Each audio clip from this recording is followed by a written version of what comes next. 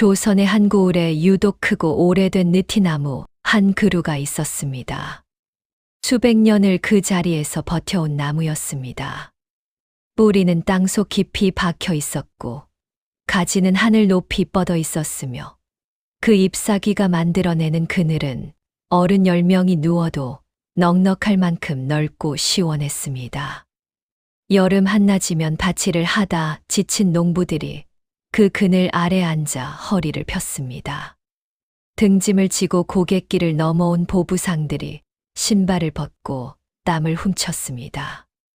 먼 장터에서 돌아오는 할머니들이 보퉁이를 내려놓고 잠시 숨을 골랐습니다. 그 느티나무의 그늘은 고을 사람 누구에게나 열려있는 하늘이 내린 쉼터였습니다. 그런데 어느 해 여름부터였습니다. 그 나무 그늘 아래에 앉으려면 돈을 내야 했습니다. 한 양이었습니다. 당시 이 고을에서 가장 땅이 넓고 가장 재산이 많은 자가 바로 임대감이었습니다. 이름은 임상도. 나이 55.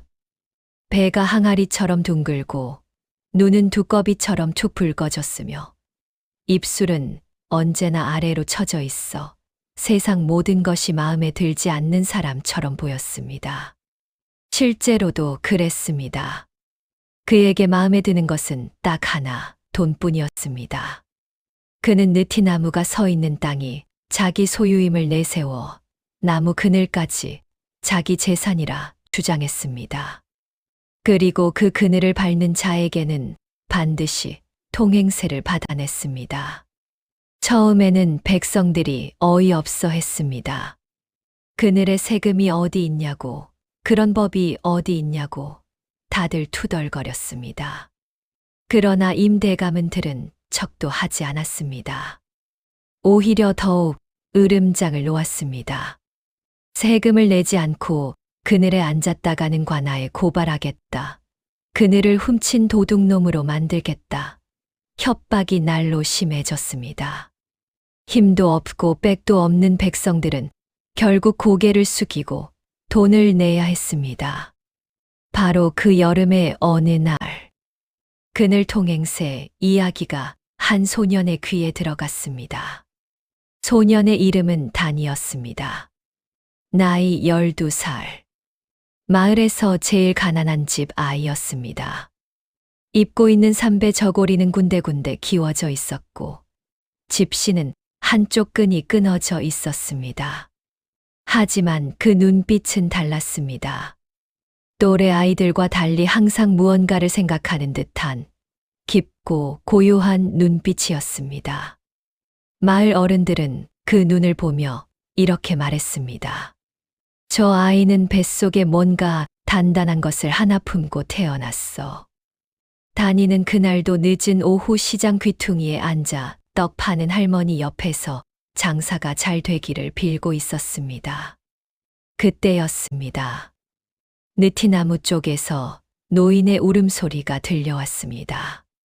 한 할아버지가 땅바닥에 주저앉아 울고 있었습니다. 나이가 70은 넘어 보이는 노인이었습니다. 허리가 반쯤 굽어 있었고 손이 벌벌 떨렸습니다. 임대감의 하인 둘이 노인의 앞에 서서 엽전 두 잎을 낚아채 든 채 비웃고 있었습니다. 영감탱이 그늘 갑시오. 2번 앉았으면 2배. 노인이 손을 벌벌 떨며 외쳤습니다. 이게 무슨 법이요? 하늘 아래 그늘에 세금을 매기다니 이런 어불성설이 어디 있소? 하인이 비릿하게 웃었습니다. 우리 대감마님 땅 위에 그늘이니 대감마님 재산이요. 법이 싫으면 다신 여기 얼씬도 말고. 노인은 오늘 하루 품을 팔아번 전 재산을 통째로 빼앗기고 말았습니다. 단이는 그 광경을 묵묵히 지켜보았습니다. 주먹을 쥐었습니다. 손가락이 하얗게 변할 정도로 꽉 쥐었습니다. 그리고 혼자 중얼거렸습니다. 그림자의 값을 매길 수 있다면 나도 그 값을 쳐줄 수 있겠구나. 단이의 눈이 가늘어졌습니다. 그 눈에는 분노가 아니라 계산이 담겨 있었습니다. 정확하고 차가운 계산. 그리고 다음 날 아침 단이는 자기 전 재산 엽전 7잎을 주머니에 넣고 임대감의 집 대문 앞에 섰습니다. 때는 조선 중엽이었습니다. 농사일이 한창인 여름이었고 뙤약볕은 사람의 정수리를 녹일 듯 내리쬐었습니다. 고을 어귀 큰 길 옆에 서 있는 느티나무는 그 고을의 명물이었습니다. 둘레가 세 아름은 넘었고 높이는 지붕 3개를 포개 놓은 것보다 높았습니다. 마을 사람들이 조상 때부터 물려받은 이야기에 따르면 그 나무는 이미 고려 때부터 그 자리에 있었다고 했습니다. 그러니 나무의 나이만도 수백 년은 되는 셈이었습니다. 나무 아래에는 오래된 돌담 하나가 있었습니다. 흙으로 구운 오래된 기와가 그 위에 얹혀 있었고 담장 안쪽으로는 임대감의 별채 마당이 있었습니다. 임대감은 그 돌담이 자기 땅의 경계라며 나무 뿌리까지 포함해서 모두 자기 소유라고 주장했습니다. 나무는 그 경계 안에 있었고 따라서 나무가 만드는 그늘도 자기 재산이라는 것이 그의 논리였습니다.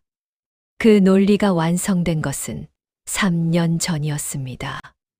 임대감이 어느 날 별채 마당에 앉아 느티나무 그늘 아래 쉬고 있는 행상꾼 셋을 발견했습니다. 나무 그늘이 담장 밖까지 뻗어 있었기 때문에 행상꾼들은 당연히 자기들이 길에 앉아 있다고 생각했습니다. 그러나 임대감의 생각은 달랐습니다. 저 그늘은 내 나무에서 나온 것이다. 내 나무의 것은 내 것이다. 저들은 내 재산을 무단으로 쓰고 있다. 임대감은 그 자리에서 하인을 불렀습니다. 저 놈들한테 가서 내 그늘을 무단으로 사용한 죄로 그늘 통행세를 받아 오너라. 한 사람의 한 양이다. 하인도 처음엔 어안이 벙벙했습니다. 그러나 임대감의 눈빛이 진담이라는 것을 알아채고는 얼른 달려나갔습니다. 행상꾼들은 당연히 펄쩍 뛰었습니다.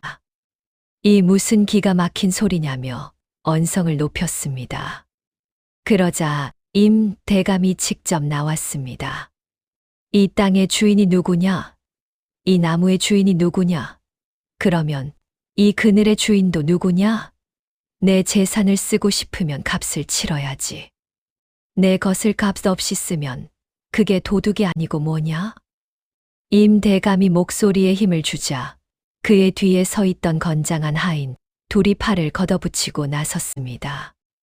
행상꾼들은 눈앞이 캄캄해졌습니다. 관아에 연줄도 없고 힘도 없고 돈도 없는 처지에 여기서 맞붙으면 오히려 자기들이 피해를 볼 것이 뻔했습니다. 결국 한 양씩을 내고 자리를 떴습니다. 그 일이 고을에 퍼지자 처음엔 모두 코웃음을 쳤습니다. 그림자에 돈을 낸다는 게 말이 되냐며 비웃었습니다. 그러나 임대감은 멈추지 않았습니다. 그 다음 날, 또 그 다음 날 매일같이 하인들이 나무 아래를 지켰습니다. 그들은 주판처럼 정확하게 앉아 있는 시간을 계산하고 쉬어간 사람 수를 세었습니다. 그리고 해가 질 무렵이면 어김없이 돈을 요구했습니다. 처음 한 달 동안은 사람들이 서로 버텨보려 했습니다.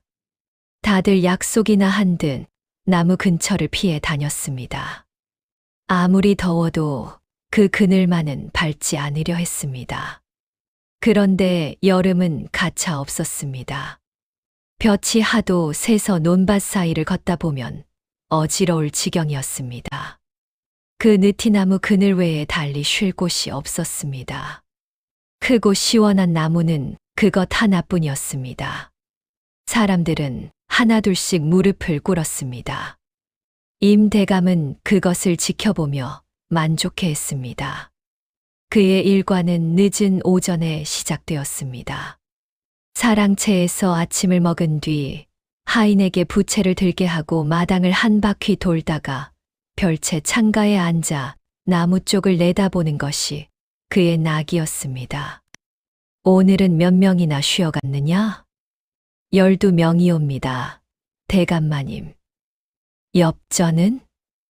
12냥이옵니다. 임 대감의 입꼬리가 올라갔습니다. 눈꼬리도 함께 올라갔습니다. 그 표정은 웃음이었지만 웃음이 아니었습니다. 돈을 볼 때만 나오는 탐욕에서 솟아나는 일그러진 쾌감이었습니다. 더 받아라. 한 냥으로는 부족하다. 내일부터 1시간에 2냥이다. 하인이 당황해서 되물었습니다. 1시간을 어떻게 잽니까요? 모래시계를 가져다 놔라. 한 번 뒤집히면 1시간이다. 뒤집힐 때마다 한 명당 2냥씩 받아. 그 무자비한 계획이 실행된 다음 날이었습니다. 김 할아버지가 나무 아래에 쉬러 왔습니다. 일흔하고도 셋, 이미 허리가 굽어서 지팡이 없이는 걷기도 힘든 노인이었습니다. 오늘 새벽부터 산 아래밭에서 콩을 뽑아 장터에 내다 팔았는데 돌아오는 길에 다리가 풀려 걷기가 어려웠습니다. 느티나무 그늘 아래 돌 위에 앉아 잠깐 숨을 골랐습니다. 두 눈을 감고 바람이 지나가기를 기다렸습니다. 얼마나 지났을까요? 하인 둘이 다가왔습니다. 영감, 2번 앉으셨으니 2번 값이요. 엽전 4냥 내시오. 할아버지가 눈을 떴습니다. 무슨 소리요? 나는 그냥 잠깐 앉은 것뿐이요. 모래시계가 2번 뒤집혔소. 2시간 쉰 것이요. 내가 조는 바람에 오래 앉은 것은 사실이나 그게 무슨 죄란 말이오? 하인이 손을 쭉 내밀었습니다. 죄는 아니더라도 값은 치르셔야지요. 우리 대감마님 땅이고 우리 대감마님 그늘이오. 내시겠소? 아니면 관하로 가시겠소? 할아버지는 얼굴이 하얗게 질렸습니다. 오늘 콩 팔아번 돈 전부가 엽전 2닙밖에 되지 않았습니다. 그것도 막내 손자 신발 사주려고 아껴둔 것이었습니다. 그러나 하인들은 가차 없었습니다. 할아버지의 손에서 2닙을 낚아채더니 오히려 더 요구했습니다. 아직 2냥 더 내셔야 하오. 그걸 내면 내 손에 남는 것이 하나도 없소. 그럼 관하로 가시지요. 도둑 혐의로 고발해 드리리다. 할아버지는 온몸이 떨렸습니다. 관하에 끌려가면 끝입니다. 이 나이에 형문을 받는다는 것은 상상도 할 수 없는 일이었습니다. 결국 남은 2닙까지 내밀었습니다. 하인들은 동전을 챙겨 돌아가며 웃었습니다. 할아버지는 땅바닥에 주저앉았습니다. 억울하고 분하고 부끄럽고 서러웠습니다. 늙어서 이 꼴을 당하다니. 그늘 아래에서 잠깐 쉰 것뿐인데 하루치 품삯을 통째로 빼앗기고 말았습니다. 눈물이 뚝뚝 떨어졌습니다. 그때 다니가 나타났습니다. 다니는 할아버지 앞에 쪼그려 앉아 조심스럽게 물었습니다. 할아버지, 무슨 일이 있으셨습니까? 할아버지는 한동안 말도 못하고 어깨를 들썩였습니다. 그러다 이윽고 사정을 이야기해 주었습니다.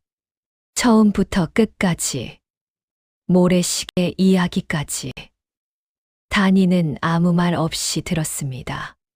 다 들은 뒤 다니는 고개를 들어 느티나무를 쳐다보았습니다. 나무는 아무것도 모른 채 여전히 넉넉한 그늘을 들이우고 있었습니다. 바람이 가지를 흔들었습니다. 그늘이 일렁였습니다. 다니의 눈 속에서 무언가가 번뜩였습니다. 나무, 그늘, 소유, 계약, 돈, 생각이 아주 빠르게 조립되었습니다. 그리고 단이는 조용히 일어섰습니다. 할아버지, 너무 걱정 마십시오. 제가 그 돈을 돌려드리겠습니다. 아니, 더 드리겠습니다. 할아버지가 눈을 크게 떴습니다. 내가 어떻게? 단이는 대답하지 않고 씩 웃었습니다. 그리고 돌아서서 느티나무와 임대감의 집 사이의 거리를 눈으로 재었습니다. 해가 기울기 시작하는 오후의 각도를 보았습니다. 나무 그늘이 어느 방향으로 얼마만큼 길어지는지를 확인했습니다. 고개를 끄덕였습니다. 그날 저녁 간이는 사촌 형 집에 가서 붓과 벼루를 빌렸습니다. 그리고 밤새 뭔가를 적었습니다. 손이 바들바들 떨릴 만큼 집중해서 적었습니다. 새벽이 가까울 무렵 단이는 다 쓴 종이를 소중하게 접어 품 안에 넣었습니다. 이제 준비가 되었습니다. 임 대감의 집 대문 앞에 아침 일찍 한 아이가 서 있었습니다. 문지기 하인이 눈을 가늘게 뜨고 내려다보았습니다. 이놈아, 여기가 어디라고? 썩 꺼지거라. 단이는 물러서지 않았습니다. 대감마님을 뵙고 싶습니다. 사업 이야기를 드리러 왔습니다. 하인이 코웃음 쳤습니다. 사업? 이 거지 같은 놈이 무슨 사업? 제가 품고 있는 것이 대감마님께 큰 이득이 될 것입니다. 그것만 말씀드리십시오. 반드시 만나주실 겁니다.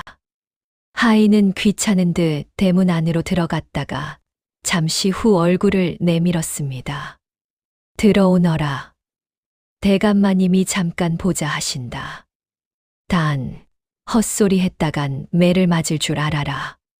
단이는 태연히 대문 안으로 들어섰습니다.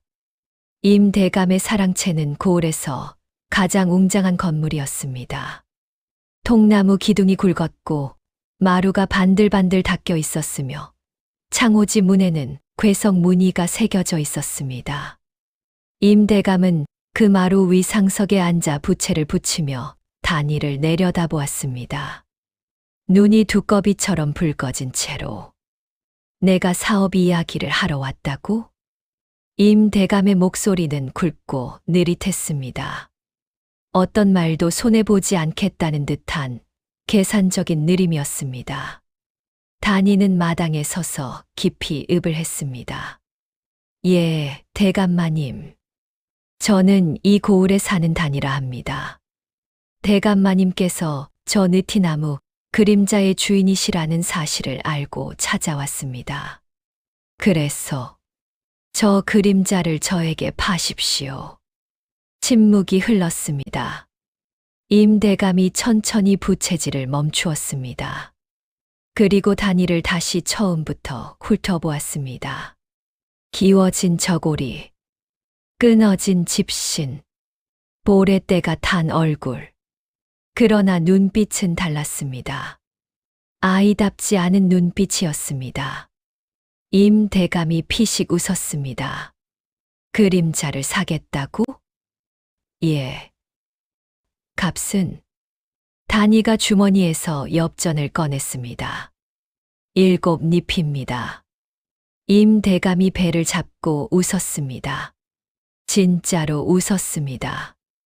몸이 앞뒤로 흔들릴 정도로 웃었습니다. 이 꼬맹이가 7잎으로 그림자를 사. 하하하. 하루에도 10냥씩 받는 그늘을 7잎에. 단이는 웃지 않았습니다. 대감마님, 생각해 보십시오. 그림자는 실체가 없습니다. 잡을 수도 없고, 담아둘 수도 없고, 옮길 수도 없습니다. 그것을 파신다 해도 대감마님의 땅은 그대로고, 나무도 그대로이며, 이후에도 대감마님께서 그늘 통행세를 받으시는 데는 전혀 지장이 없습니다. 그러니 7잎은 공짜나 다름없는 횡재이십니다. 임 대감의 웃음이 서서히 멈추었습니다. 눈이 번득였습니다. 아이의 말이 틀리지 않았습니다. 그림자를 팔아도 자기 땅은 그대로입니다. 나무도 그대로입니다. 그늘 통행세도 계속 거둘 수 있습니다. 게다가 그림자라는 잡히지도 않는 것을 팔고 돈을 받는다. 완벽한 사기나 다름없었습니다. 물론 사기를 치는 쪽은 자기였습니다. 계약서는 있느냐? 단이가 품에서 종이를 꺼냈습니다. 제가 직접 작성했습니다. 임 대감이 받아서 읽었습니다. 종이에는 이렇게 쓰여 있었습니다. 매도인 임상도는 고을, 어귀 느티나무에서 발생하는 모든 그림자의 소유권을 매수인 단이에게 엽전 7잎을 받고 영구히 양도한다. 이로써 그 그림자가 닿는 모든 곳에 대한 권리는 매수인 단이에게 있으며 매도인은 이에 일체 이의를 제기할 수 없다. 임 대감이 다시 읽었습니다. 그리고 또 읽었습니다. 세 번째 읽을 때 임 대감의 입꼬리가 올라갔습니다. 그림자가 닿는 모든 곳에 대한 권리. 어차피 그림자는 땅 위에 닿습니다. 그 땅은 다 자기 것이거나 길입니다. 설령 그림자의 권리를 준다 해도 실제 땅은 자기 것입니다. 이 아이는 그림자라는 헛개비를 샀을 뿐입니다. 7잎을 공짜로 받는 셈이구나. 임 대감이 호탕하게 웃었습니다. 좋다, 계약하자. 어린 놈이 기특하게 사업을 하러 왔으니 내가 다 받아주마. 그는 벼루를 가져오라 하여 직접 도장을 찍었습니다. 그리고 엽전 7잎을 받아 하인에게 주었습니다. 금고에 넣어라. 오늘 제일 쉽게 번 돈이다. 계약서 한 장은 단이가 가졌고 한 장은 임 대감이 가졌습니다.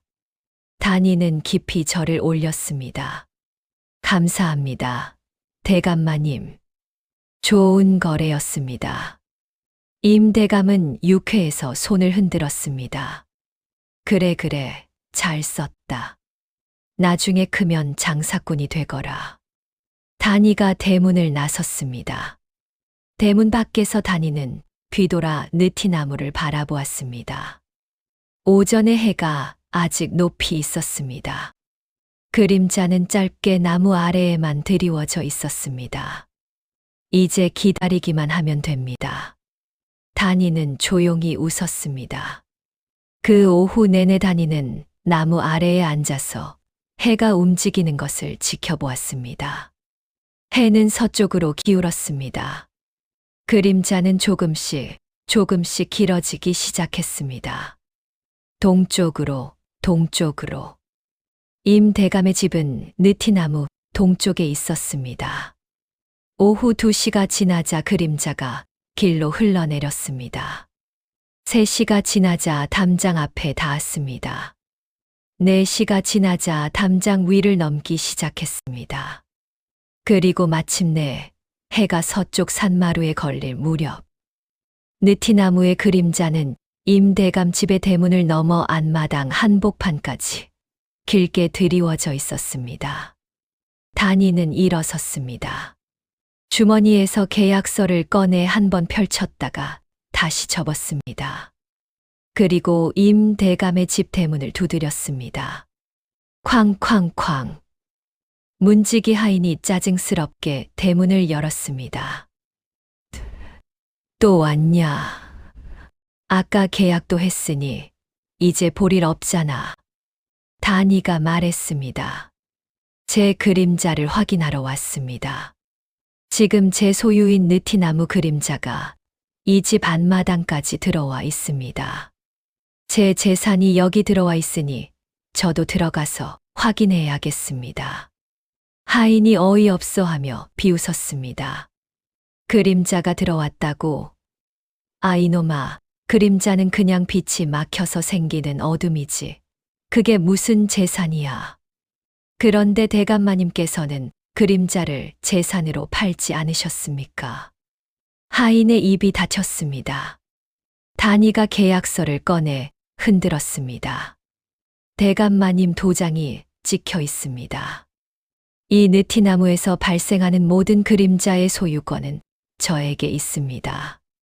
지금 그 그림자가 저 담장을 넘어 안마당 안에 있습니다. 제 소유물이 들어가 있는 곳을 제가 확인하는 것은 정당한 권리입니다. 하인은 당황했지만 혼자 결정을 내릴 수 없었습니다. 안으로 뛰어들어가 임대감에게 보고했습니다. 임대감은 처음에 콧방귀를 뀌었습니다.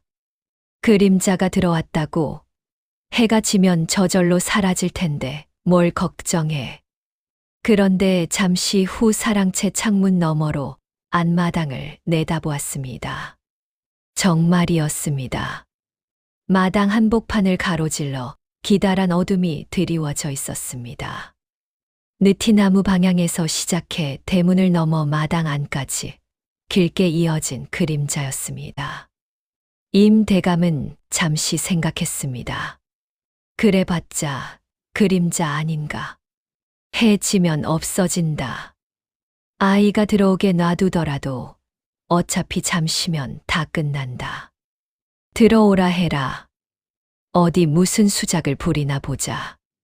다니가 안마당으로 들어섰습니다.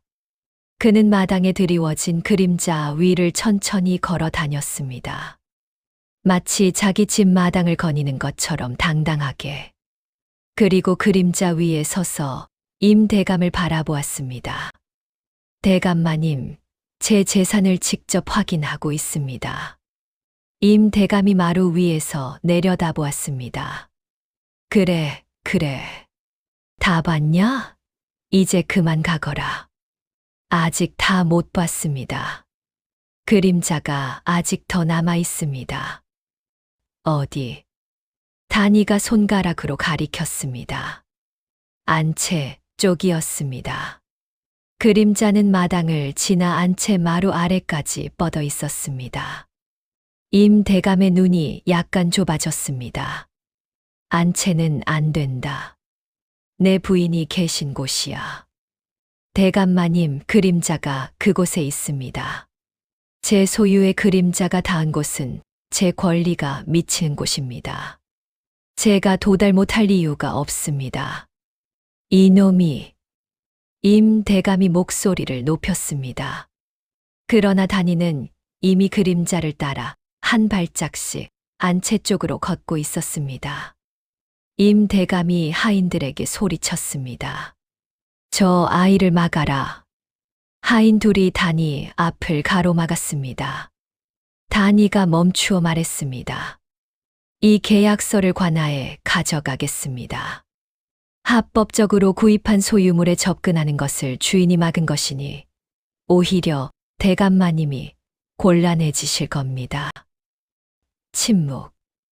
임 대감의 미간에 주름이 생겼습니다. 계약서, 도장, 매수인의 권리. 만약 이것이 관하에 넘어간다면 고을 사또는 임 대감을 좋아하지 않는 인물이었습니다. 괜히 빌미를 주었다가는 오히려 역풍이 불 수 있었습니다. 들어가라. 임 대감이 이를 갈며 말했습니다. 단, 그림자 확인만 하고 즉시 나와라. 다니는 절을 하고 안채로 걸어 들어갔습니다. 그림자가 안채 마루를 지나 있었습니다. 다니는 그 그림자 위를 따라 걸었습니다. 마루를 지나니 중문이 나왔습니다. 중문 안쪽, 안방 문 앞까지. 그림자가 안방 문턱 안으로 살짝 들어가 있었습니다. 다니는 안방 문을 열었습니다. 이놈이. 안에서 임 대감 부인의 비명 같은 외침이 들렸습니다. 다니는 미동도 하지 않고 안방 문턱에 서서 말했습니다. 안방 안에도 제 그림자가 들어와 있습니다. 확인이 필요합니다. 바로 그때였습니다. 임 대감이 뒤따라 달려들었습니다. 이 무례한 놈, 어떻게 감히 안방에. 다니가 뒤돌아 임 대감을 바라보았습니다. 그 눈빛이 너무나 차분했습니다. 대감마님, 화내실 것 없습니다. 저는 제 재산이 들어간 곳을 확인하는 것뿐입니다. 대감마님께서도 매일 백성들의 그늘을 확인하고 돈을 거두시지 않으십니까? 임 대감의 얼굴이 새빨갛게 달아올랐습니다. 그건 다른 이야기야. 무엇이 다릅니까?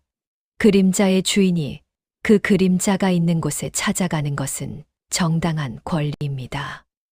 대감마님께서 그렇게 가르쳐 주셨습니다. 임 대감은 말문이 막혔습니다. 자기가 만들어 놓은 논리가 자기에게 칼처럼 돌아오고 있었습니다.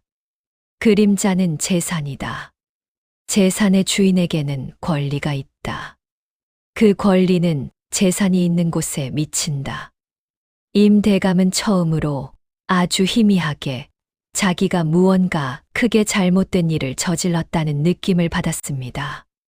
그러나 아직은 인정하지 않았습니다. 그는 하인들을 바라보았습니다.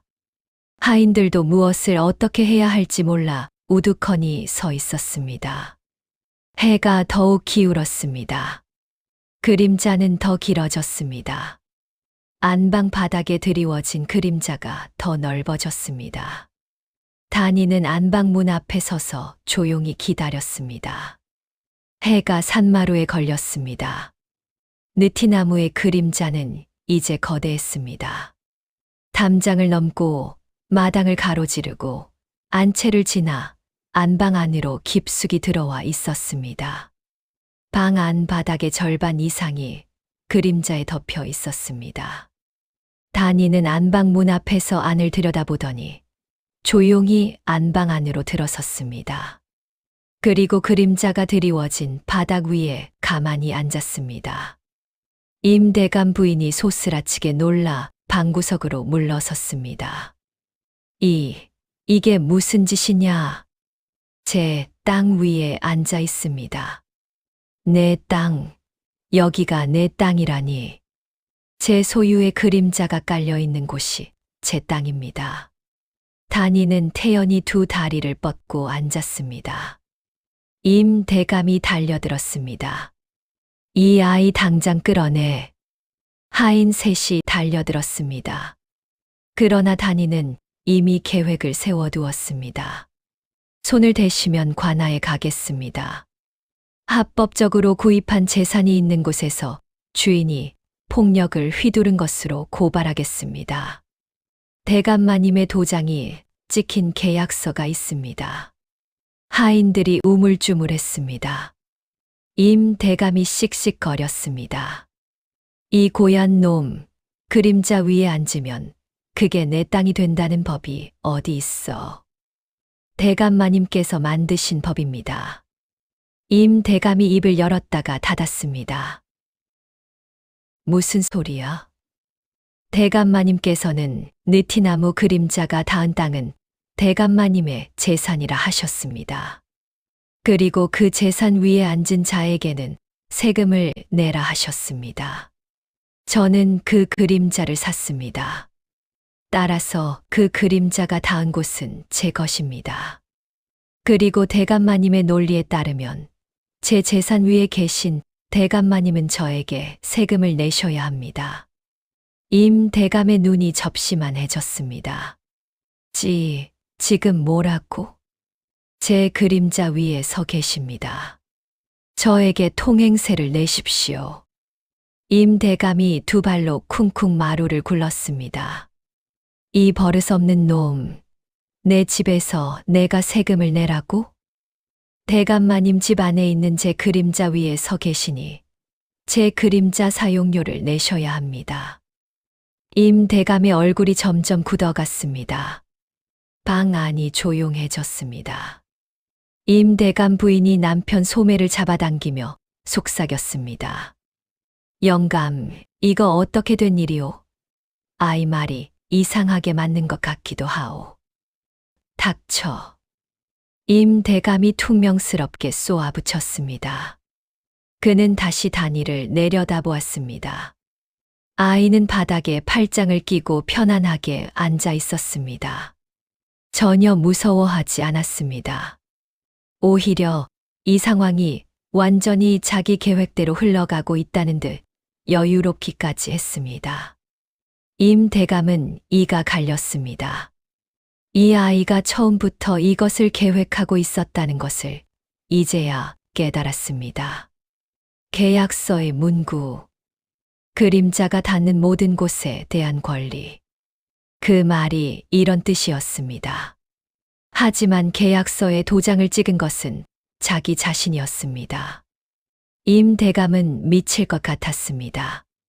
해가 지면 그림자가 없어질 테니 그때 나가면 되잖아. 임 대감이 버티기로 했습니다. 단이가 고개를 끄덕였습니다.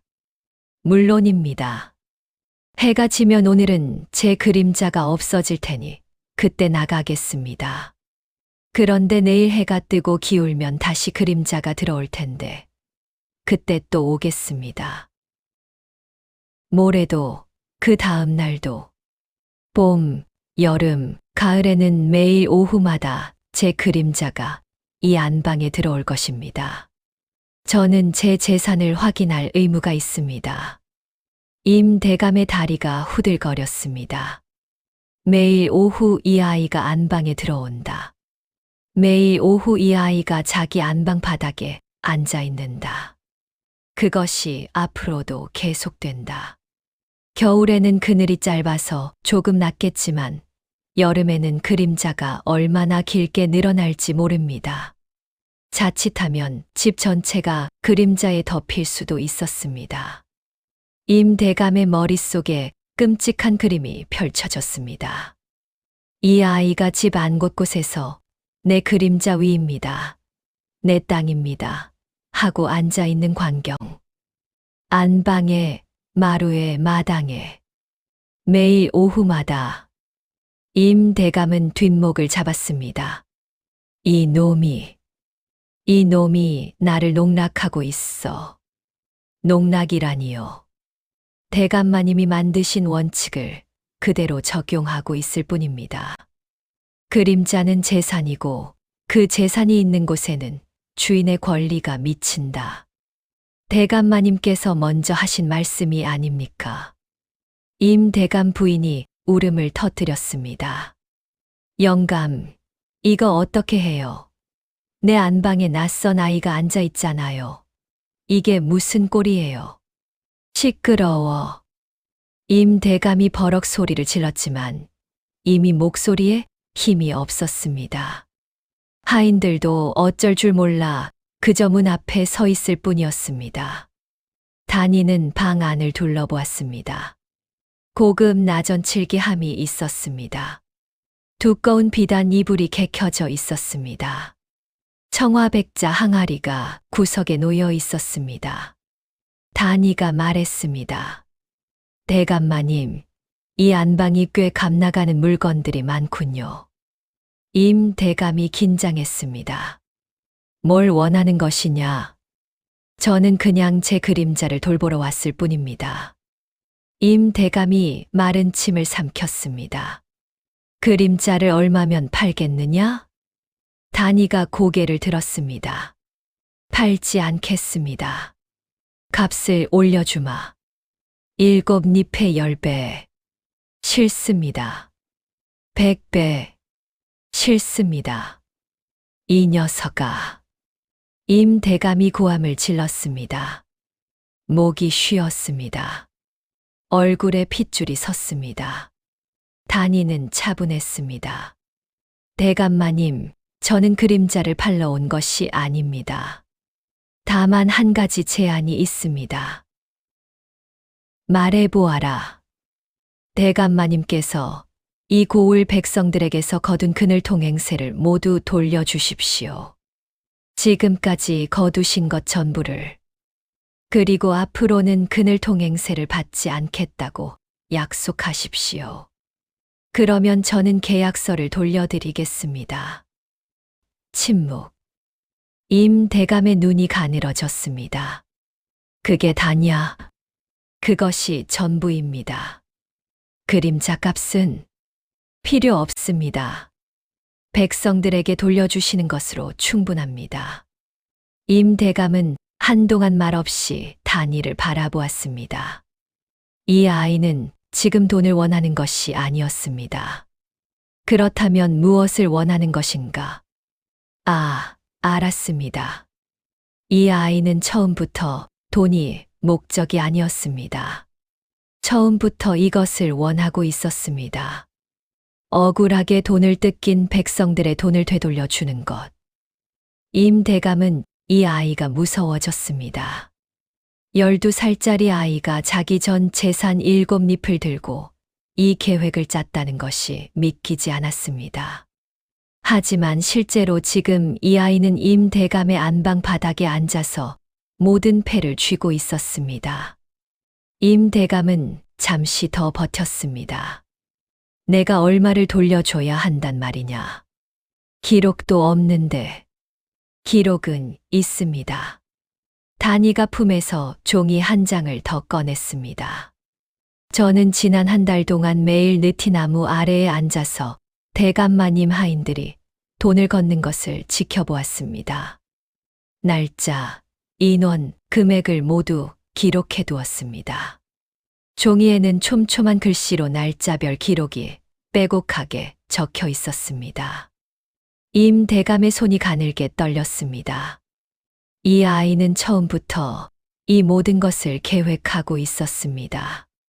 해가 완전히 산 아래로 내려가기 직전이었습니다. 임대감의 안방 안에는 기묘한 정적이 흘렀습니다. 바닥에는 길고 짙은 그림자가 드리워져 있었습니다. 그 위에 단이가 앉아 있었습니다. 문 앞에는 임대감이 서 있었습니다. 그의 이마에는 땀이 맺혀 있었습니다. 임대감은 평생 이런 상황에 처해 본 적이 없었습니다. 언제나 자신이 위에 있었습니다. 가난한 백성들이 눈앞에서 굽실거리고 돈을 내밀며 사정하는 것을 당연하게 여겨왔습니다. 그런데 지금 자기 집 안방에서 12살짜리 아이한테 이런 꼴을 당하고 있습니다. 임대감의 자존심이 부들부들 떨렸습니다. 이놈, 반드시 후회하게 만들어주마. 임대감이 낮고 위협적인 목소리로 말했습니다. 단이가 고개를 들었습니다. 그 말씀이 무섭지 않다고 하면 거짓말이겠지요. 대감마님은 힘이 있으신 분입니다. 저는 그냥 가난한 집 아이입니다. 하지만 지금 이 계약서는 관아에 맡겨두었습니다. 임대감이 굳었습니다. 관아에? 예. 오늘 아침 이 집에 오기 전에 먼저 사또 나으리를 배웠습니다. 사정을 말씀드리고 계약서, 사본을 맡겨두었습니다. 만약 제가 이틀 안에 돌아가지 않으면 그 계약서를 공개해달라고 부탁드렸습니다. 임대감의 얼굴이 일그러졌습니다. 꼬울 사또. 그는 이미 임대감의 그늘 통행세에 대해 좋지 않게 생각하고 있었습니다. 몇 번인가 은근히 압박을 해온 적도 있었습니다. 그런 사또에게 이 계약서가 넘어간다면, 임대감이 자기 집 그림자를 팔았다는 사실이 알려진다면 온 고을의 웃음거리가 될 것입니다. 아니, 웃음거리로 끝나지 않을 수도 있었습니다. 사또가 이것을 빌미로 그동안의 그늘 통행세 건을 들쑤시기 시작한다면 임대감은 그것이 두려웠습니다. 그는 두 눈을 감았습니다. 긴 시간이 흘렀습니다. 마침내 임대감이 입을 열었습니다. 얼마나 돌려줘야 하느냐? 단이가 품에서 기록을 꺼냈습니다. 3년치 기록은 없지만 제가 지켜본 한 달치는 있습니다. 거기 기록된 사람들에게 돌려주시고 그 이전 것은 대감마님이 기억하시는 대로 하시면 됩니다. 다만 한 가지 더 있습니다. 뭐냐? 앞으로 느티나무 아래에 쉬는 사람에게 절대로 돈을 받지 않는다는 내용을 고을 대문에 써서 붙이십시오. 대감마님 이름으로. 임대감의 주먹이 부르르 떨렸습니다. 그것은 단순한 돈 문제가 아니었습니다. 고을 전체에 자기가 잘못했다는 것을 광고하는 것이나 다름없었습니다. 남은 자존심마저 내려놓으라는 요구였습니다. 하지만 임 대감은 알고 있었습니다. 이것을 거부하면 어떻게 되는지. 이 아이는 내일도 올 것입니다. 그 다음 날도 매일 오후마다 자기 집 안방에 이 아이가 들어와 앉아 있을 것입니다. 하인을 시켜 끌어내면 관아 문제가 생깁니다. 알겠다. 임 대감이 짧게 말했습니다. 단이가 일어섰습니다. 그리고 임 대감에게 깊이 절했습니다. 감사합니다. 대감마님. 현명한 결정이십니다. 임 대감은 그 말이 더 모욕스러웠습니다. 그러나 화를 낼 수가 없었습니다. 단이가 안방 문 밖으로 나왔습니다. 바로 그 순간이었습니다. 서쪽 하늘에서 해가 산 너머로 완전히 사라졌습니다. 안방 바닥의 그림자가 스르륵 사라졌습니다. 방 안이 저녁빛으로 가득 찼습니다. 임 대감은 텅 빈 바닥을 한동안 바라보았습니다. 그 자리에 조금 전까지 이 아이가 앉아 있었습니다. 자기 집 안방에, 자기 바닥 위에 당당하게. 임 대감의 다리에 힘이 풀렸습니다. 마루에 털썩 주저앉았습니다. 부인이 다가와 손을 잡았습니다. 영감, 괜찮으세요? 아무것도 아니야. 임 대감이 힘없이 손을 내저었습니다. 그날 밤, 임 대감은 잠을 자지 못했습니다. 눈을 감으면 그 아이의 눈빛이 보였습니다. 두렵거나 흔들리지 않고 맑고 고요한 눈빛. 처음 대문에 나타났을 때부터 안방에 앉아 있을 때까지 한 번도 흔들리지 않은 그 눈빛. 임 대감은 새벽에 조용히 일어나 사랑채에 앉았습니다. 그리고 한참 동안 생각했습니다. 55평생을 살면서 그는 돈을 버는 방법만 생각했습니다. 어디서 땅을 더 사고, 어디서 이자를 더 받고, 어디서 더 이익을 챙길 수 있는지. 그것만이 삶의 전부인 줄 알았습니다. 그런데 12살짜리 아이는 달랐습니다. 그 아이는 전 재산 7잎을 썼습니다. 그리고 백성들의 돈을 돌려받겠다는 목적 하나로 이 모든 계획을 짰습니다. 자기 이익이 아니라 억울한 사람들을 위해서. 임 대감은 처음으로 스스로가 부끄러워졌습니다. 다음 날 아침 임 대감이 단이를 불렀습니다. 마당에서 기다리고 있던 단이가 들어왔습니다. 임 대감 앞에는 꽤 큰 보자기가 하나 놓여 있었습니다. 이게 뭡니까? 임 대감이 헛기침을 했습니다. 내 기록보다 더 거슬러 올라가서 계산했다. 3년치다. 단이가 보자기를 풀었습니다. 안에는 엽전이 가득했습니다. 이게 다 돌려주실 건가요? 그래. 약속 지키시는 것입니까? 지킨다고 했다. 임 대감이 퉁명스럽게 말했지만 눈빛은 전날과 달랐습니다. 단이가 저를 올렸습니다. 감사합니다. 대감마님. 계약서 가져와라. 단이가 품에서 계약서를 꺼내 건넸습니다. 임 대감은 받자마자 두 손으로 찢었습니다. 그리고 무거운 목소리로 말했습니다. 한 가지만 물어보자. 무엇입니까? 사또한테 정말 맡겼느냐? 단이가 잠시 침묵했다가 고개를 저었습니다. 아니요. 임 대감이 눈을 크게 떴습니다. 사또를 만난 것도 아니냐? 예. 그럼 그것도 거짓이었느냐? 거짓이었습니다. 임 대감은 한동안 말이 없었습니다. 그러다 갑자기 코 안에서 웃음이 비어져 나왔습니다. 픽. 그리고 소리 내어 웃었습니다. 이번에는 탐욕에서 나온 웃음이 아니었습니다. 무언가 단단한 것이 깨지면서 나오는 어이없으면서도 속이 시원한 웃음이었습니다. 이 녀석이 그 나이에 그 담력이 어디서 나오는 것이냐.